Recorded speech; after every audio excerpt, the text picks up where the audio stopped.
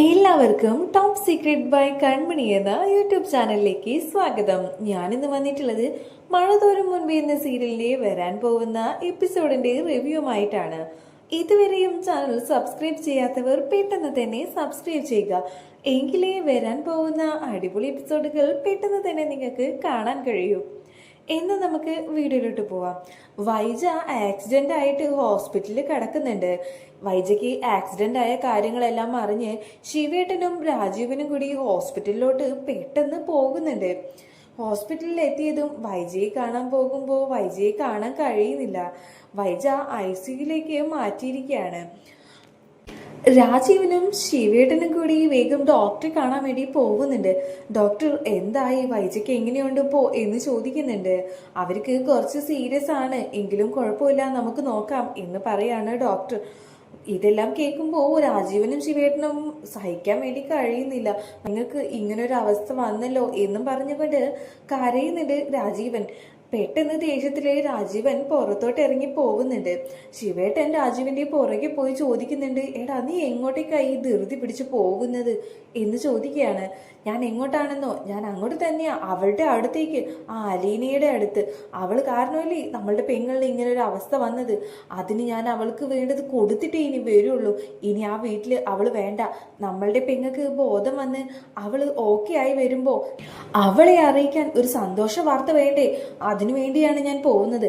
അലീനയെ പിടിച്ച് പുറത്താക്കി ആ വീട് ശുദ്ധീകരിച്ചിട്ടേ ഇനി ഞാൻ വരുള്ളൂ എന്ന് പറയുന്നുണ്ട് രാജീവൻ.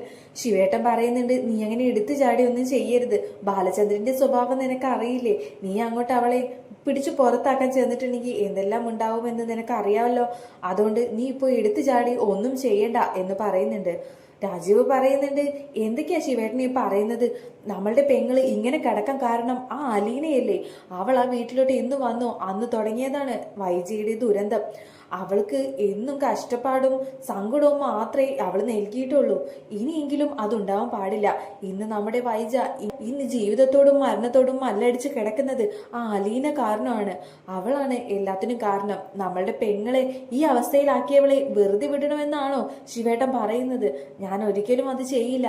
ഞാൻ അവളെ ഇന്ന് തന്നെ അവിടുന്ന് അടിച്ചു പുറത്താക്കും. നമ്മളുടെ പെങ്ങള് കിടക്കുന്ന സ്ഥാനത്ത് ആ അലീനയായിരിക്കും ഇനി കിടക്കാൻ പോകുന്നത് എന്ന് പറഞ്ഞ് അത്രയും ദേഷ്യത്തോടെയാണ് രാജീവനെ ഇറങ്ങി പോകുന്നത്. ശിവേട്ടൻ വിചാരിക്കുന്നുണ്ട്, അയ്യോ ഇവൻ ഇനി എന്തൊക്കെ പ്രശ്നങ്ങളാണ് ഉണ്ടാക്കാൻ പോകുന്നത് എന്ന് വിചാരിക്കുകയാണ്. രാജീവൻ പെട്ടെന്ന് കാർ എടുത്തോണ്ട് പോകുന്നുണ്ട്. കാറിൽ പോകുമ്പോഴും രാജീവൻ ഈ കാര്യം തന്നെ മനസ്സിൽ പറഞ്ഞുകൊണ്ടിരിക്കുന്നുണ്ട്. അവളെ ഞാൻ ഇന്ന് തീർക്കും, അവളെ ഞാൻ ഇന്ന് ശരിയാക്കും, അവള് കാരണം എൻ്റെ പെങ്ങൾക്ക് ഇങ്ങനെ ഒരു അവസ്ഥ വന്നു എന്നെല്ലാം പറഞ്ഞുകൊണ്ടാണ് രാജീവൻ പോകുന്നത്. രാജീവൻ വീട്ടിലെത്തിയതും പെട്ടെന്ന് അലീനയെ തിരഞ്ഞ് എടി അലീനെ എന്ന് വിളിച്ചുകൊണ്ട് നടക്കുന്നുണ്ട്. അലീന വൈജയ്ക്ക് ആക്സിഡന്റ് ആയ കാര്യമെല്ലാം അറിഞ്ഞ് പൊട്ടിക്കരഞ്ഞുകൊണ്ടിരിക്കുകയാണ് മുറിയിലേക്ക് പെട്ടെന്ന് തള്ളി തുറന്ന് കയറുന്നുണ്ട് രാജീവൻ. അലീന ചോദിക്കുന്നുണ്ട്, എങ്ങനെയുണ്ട് ഇപ്പൊ മേഡത്തിന് എന്ന് ചോദിക്കുകയാണ്. അലീന ചോദ്യം മുഴുവിപ്പിക്കാൻ അനുവദിക്കാതെ അലീനയുടെ മുഖത്ത് ആഞ്ഞടിക്കുന്നുണ്ട് രാജീവൻ.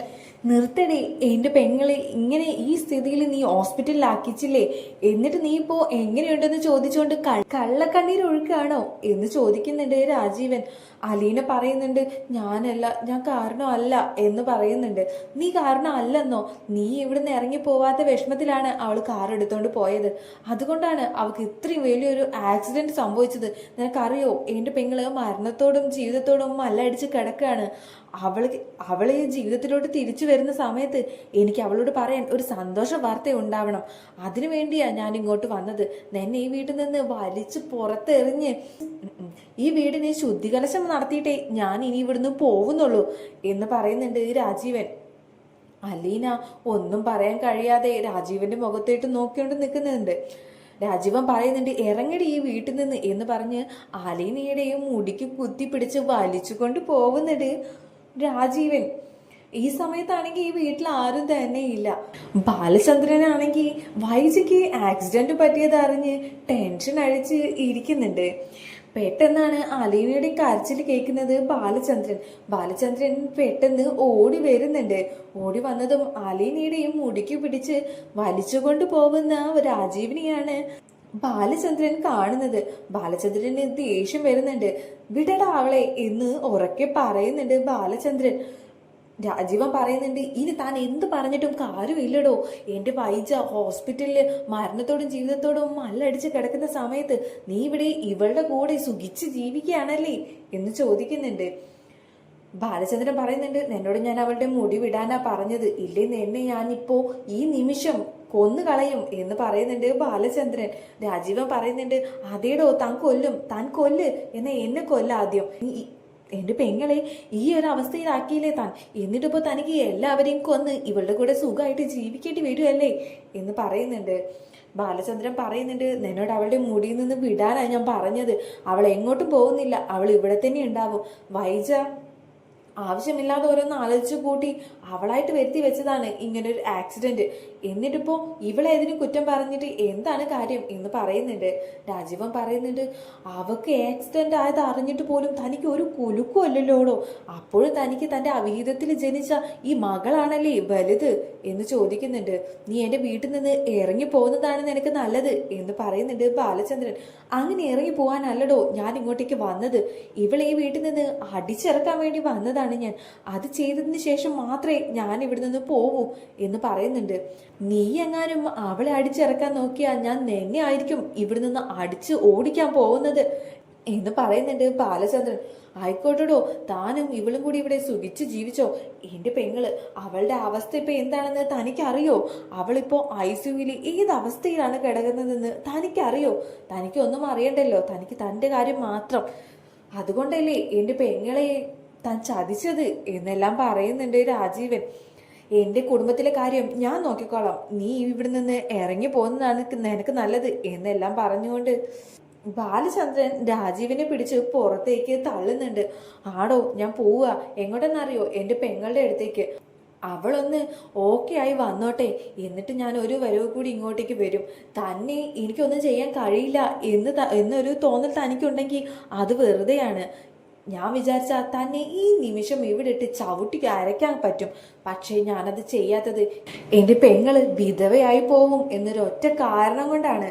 അവൾ എന്നോട് ഒരൊറ്റ തവണ പറഞ്ഞാൽ മതി തന്നെ അവൾക്ക് വേണ്ട എന്ന്. ആ നിമിഷം തന്നെ ഞാൻ കൊന്നു കളയും, താൻ നോക്കിക്കോടോ എന്ന് പറഞ്ഞ് കരഞ്ഞുകൊണ്ട് കണ്ണ് തുടച്ചുകൊണ്ട് ഇറങ്ങി പോകുന്നുണ്ട് രാജീവൻ. അലീനയാണെങ്കിൽ ഈ ബാലചന്ദ്രൻ ഈ കെട്ടിപ്പിടിച്ച് കരയുന്നുണ്ട്. എൻ്റെ അമ്മയ്ക്ക് ഇങ്ങനെ ഒരു അവസ്ഥ വന്നത് ഞാൻ കാരണമല്ലേ, ഞാൻ ഇങ്ങോട്ടേക്ക് വരണ്ടായിരുന്നു, ഞാൻ ആ ഓർഫനേജിൽ തന്നെ ജീവിച്ച മതിയായിരുന്നു എന്ന് എൻ്റെ അമ്മയെങ്കിലും ആരോഗ്യത്തോടും സന്തോഷത്തോടും കൂടി ഇരുന്നേനെ. ഇതിപ്പോ എൻ്റെ അമ്മയുടെ ജീവൻ ഞാനായിട്ട് പറിച്ചെടുത്ത പോലെയാണ് ഇപ്പോൾ നടന്നിരിക്കുന്നത്.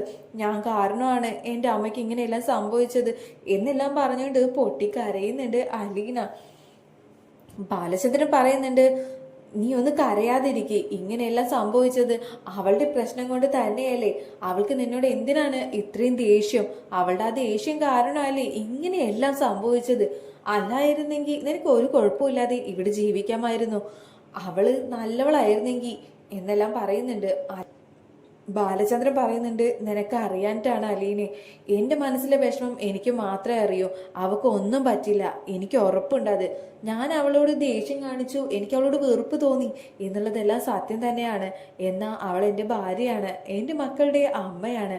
ഞാൻ ഒരുപാട് സ്നേഹിച്ചതാണ് അവളെ. അവൾ എന്നെ ചതിച്ചു, അതെൻ്റെ മനസ്സിനെ ഒരുപാട് വേദനിപ്പിച്ചെങ്കിലും അവൾ എൻ്റെ ഭാര്യയാവാതിരിക്കുന്നില്ല. എൻ്റെ മനസ്സിലെ ആ സ്നേഹം ഇന്നും എൻ്റെ മനസ്സിൽ തന്നെയുണ്ട്. ഇന്ന് അവൾ അവിടെ ആക്സിഡൻ്റ് ആയി കിടക്കുന്നുണ്ടെങ്കിൽ എൻ്റെ ജീവനാണ് ഇവിടെ പെടഞ്ഞുകൊണ്ടിരിക്കുന്നത്. അവൾക്കൊന്നും പറ്റില്ല, എനിക്കത് ഉറപ്പുണ്ട് എന്ന് പറയുന്നുണ്ട് ബാലചന്ദ്രൻ. അലീന പറയുന്നുണ്ട്, ഇനി എന്തു ചെയ്യും? അമ്മയ്ക്കൊന്നും പറ്റാതിരുന്നാൽ മതിയായിരുന്നു എന്നെല്ലാം പറഞ്ഞുകൊണ്ട് പൊട്ടിക്കരയാണ് അലീന ബാലചന്ദ്രനോട് പറയുന്നുണ്ട്, എനിക്ക് അമ്മയൊന്ന് കാണണം അച്ഛാ, എനിക്കിപ്പോൾ തന്നെ അമ്മയെ കാണണം എന്ന് പറയാണ്. ബാലചന്ദ്രൻ പറയുന്നുണ്ട്, നീ എന്താ പറയുന്നത് അലീനെ? ഇതും പറഞ്ഞുകൊണ്ട് അങ്ങോട്ട് ചെന്ന അവിടെ ഉള്ളത് ആരൊക്കെയെന്ന് അറിയാലോ. ഈ രാജീവനും ശിവേട്ടനും അവളുടെ കുടുംബത്തിലുള്ള എല്ലാ ആളുകളും ഉണ്ടാവും. അവരുടെ ഇടയ്ക്ക് നിന്നെ അങ്ങോട്ട് ഇട്ട് കൊടുക്കേ വേണ്ടൂ. അവർക്ക് എല്ലാവർക്കും കൂടി കൊത്തിപ്പെറുക്കാൻ നീ മതിയല്ലോ അപ്പോ എന്ന് പറയാണ്. എന്നാലും കുഴപ്പമില്ല, അവരെന്നെ തല്ലുവോ കൊല്ലുവോ എന്തും ചെയ്തോട്ടെ, പക്ഷെ എനിക്ക് എൻ്റെ അമ്മയെ കാണണം. ഞാൻ കാരണമാണ് എൻ്റെ അമ്മയ്ക്ക് ഇങ്ങനെ ഒരു അവസ്ഥ വന്നത്. ഞാൻ പൊക്കോളാം അച്ഛാ ഇവിടുന്ന് എങ്ങോട്ടെങ്കിലും. എനിക്ക് വേണ്ട നല്ലൊരു ജീവിതമൊന്നും. ഞാൻ ആ ഓർഫനേജിൽ തന്നെ കഴിഞ്ഞോളാം. എനിക്ക് നല്ലൊരു ജീവിതമോ അച്ഛനും അമ്മയായിട്ടുള്ള ജീവിതമൊന്നും വിധിച്ചിട്ടില്ല. അത് ഞാൻ സഹിച്ചോളാം. എൻ്റെ അമ്മ സന്തോഷത്തോടും ആരോഗ്യത്തോടും കൂടി ഉണ്ടായാൽ മാത്രം മതി എന്നെല്ലാം പറയുന്നുണ്ട് അലീന. ബാലചന്ദ്രൻ പറയുന്നുണ്ട്, നീ ഇങ്ങനെ വിഷമിക്കാതിരിക്കെ, നമുക്ക് എല്ലാത്തിനും ഒരു വഴിയുണ്ടാവും. അവക്കൊന്നും സംഭവിക്കില്ല. നീ സമാധാനമായിട്ട് ഇരിക്കെ. നിനക്ക് അമ്മയെ കാണാൻ ഇപ്പൊ പറ്റില്ല, കുറച്ച് കഴിയട്ടെ, അവൾക്ക് ബോധം വരട്ടെ, അപ്പൊ നമുക്ക് എങ്ങനെയെങ്കിലുമൊക്കെ പോയി കാണാം എന്ന് പറയുന്നുണ്ട്. അലീന പറയാണ്, മേഡത്തോട് എനിക്ക് പറയണം, ഞാൻ ഈ വീട്ടിൽ നിന്ന് എങ്ങോട്ടാണെങ്കിലും ഇറങ്ങിപ്പോയിക്കോളാം. മേഡം ഈ വീട്ടിൽ സന്തോഷത്തോടെ ജീവിക്കണം എന്ന് എനിക്ക് പറയണം. എൻ്റെ അമ്മയാണെന്ന് ഞാൻ മാത്രം അറിഞ്ഞാൽ പോരെ. ഇത്രയും നാൾ അമ്മയുടെ കൂടെ കഴിഞ്ഞ ഓർമ്മകളുണ്ടല്ലേ എനിക്കത് മാത്രം മതി. എൻ്റെ അമ്മയ്ക്ക് ഒരു അബദ്ധം വരരുത്. അതിനുവേണ്ടി ഞാൻ എല്ലാ ദൈവങ്ങളെയും വിളിച്ച് പ്രാർത്ഥിക്കുന്നുണ്ട് എന്നെല്ലാം പറയാണ്. ബാലചന്ദ്രൻ പറയുന്നുണ്ട്, എനിക്കറിയാം നിന്റെ മനസ്സിലെ നന്മ, പക്ഷേ നീ അങ്ങനെ ഇവിടുന്ന് ഇറങ്ങിപ്പോവാൻ പാടില്ല എന്ന് പറയാണ്. അലീന പറയുന്നുണ്ട്, ഇല്ല അച്ഛാ, ഇനി അച്ഛനൊന്നും പറയരുത്. എനിക്ക് ഈ വീട്ടിൽ ജീവിക്കാൻ കഴിയില്ല. അമ്മയെ ഇത്രയും ഞാൻ വേദനിപ്പിച്ചു. അമ്മ എൻ്റെ അമ്മയാണെന്നുള്ള സത്യം അമ്മ ഇതുവരെ അറിഞ്ഞിട്ടില്ല. ഇനി അറിഞ്ഞിട്ടുണ്ടെങ്കിൽ ഈ ആക്സിഡന്റിനേക്കാൾ വലിയ വേദനയായിരിക്കും അമ്മയ്ക്ക് ഉണ്ടാകാൻ പോകുന്നത്. ഒന്നും വേണ്ട, എൻ്റെ അമ്മ സന്തോഷത്തോടെ ഇരുന്നാൽ മതി. ഞാൻ ഈ വീട്ടിൽ നിന്ന് എങ്ങോട്ടെങ്കിലും പോയിക്കോളാം എന്നെല്ലാം പറയുന്നുണ്ട്. ബാലചന്ദ്രൻ പറയാണ്, നീ വിഷമിക്കാതിരിക്കും, നീ ഇവിടെ തന്നെ ഇരിക്കണം, എങ്ങോട്ടും പോവരുത്. ഞാൻ വരുന്നത് വരെ ഞാൻ ഹോസ്പിറ്റലിൽ പോയിട്ട് വരാം. അവൾക്ക് എങ്ങനെയുണ്ടെന്ന് അറിയാൻ എൻ്റെ മനസ്സും വല്ലാതെ വേദനിക്കുന്നുണ്ട്. അവൾക്ക് ഒരാപത്തും വരില്ല. നീ നന്നായി ദൈവത്തോട് പ്രാർത്ഥിക്കേ എന്നെല്ലാം പറയുന്നുണ്ട് ബാലചന്ദ്രൻ. ശേഷം ബാലചന്ദ്രൻ ഹോസ്പിറ്റലിലോട്ട് പോകുന്നുണ്ട്. അലീന നേരെ പോയി പ്രാർത്ഥിക്കുന്നുണ്ട്. എല്ലാ ദൈവങ്ങളെയും വിളിച്ച് അലീന പ്രാർത്ഥിക്കുന്നുണ്ട്. എൻ്റെ അമ്മയ്ക്ക് ഒരാപത്തും വരരുതേ, ഞാൻ എന്ത് വേണമെങ്കിലും ചെയ്തോളാം എന്നെല്ലാം പറഞ്ഞ് പ്രാർത്ഥിക്കുകയാണ് അലീന. ഇതേ സമയം രേവതിക്കുട്ടി വിളിക്കുന്നുണ്ട് അലീനയ്ക്ക്. രേവതികുട്ടി ചോദിക്കുന്നുണ്ട്, എന്താ ചേച്ചി, എങ്ങനെയുണ്ട് ഇപ്പോൾ ആൻറ്റിക്ക് എന്ന് ചോദിക്കുകയാണ്. അറിയില്ല മോളെ, അമ്മയ്ക്ക് വളരെ വലിയ പരിക്കാണ് പറ്റിയിട്ടുള്ളത്. ഈ അമ്മയ്ക്ക് വേണ്ടി നീയും പ്രാർത്ഥിക്കണം കേട്ടോ എന്നെല്ലാം പറയാണ്. രേവതിക്കുട്ടി പറയുന്നുണ്ട്, എനിക്ക് അവരെ സംഭവം ഇഷ്ടമൊന്നും അല്ലെങ്കിലും ഞാൻ അവർക്ക് വേണ്ടി പ്രാർത്ഥിക്കാം. അവർക്ക് ഒരു അബദ്ധം വരില്ല. ചേച്ചിയുടെ അമ്മയല്ലേ അവര്. ചേച്ചി ചെയ്തതിൻ്റെ നന്മയുടെ ഒരു ഫലം അവർക്കും കിട്ടാതിരിക്കില്ല. അതുകൊണ്ട് അവർക്കൊന്നും വരില്ല. ചേച്ചി ഒന്ന് സമാധാനത്തോടെ ഇരിക്കെ എന്ന് പറയുന്നുണ്ട് രേവതിക്കുട്ടി. ഇത്രയുമാണ് വരാൻ പോകുന്ന എപ്പിസോഡിൽ നടക്കാൻ പോകുന്നത്. ഈ എപ്പിസോഡിന്റെ ഈ ബാക്കി ഭാഗം കാണുന്നതിനായി വീഡിയോ ലൈക്ക് ചെയ്യുക.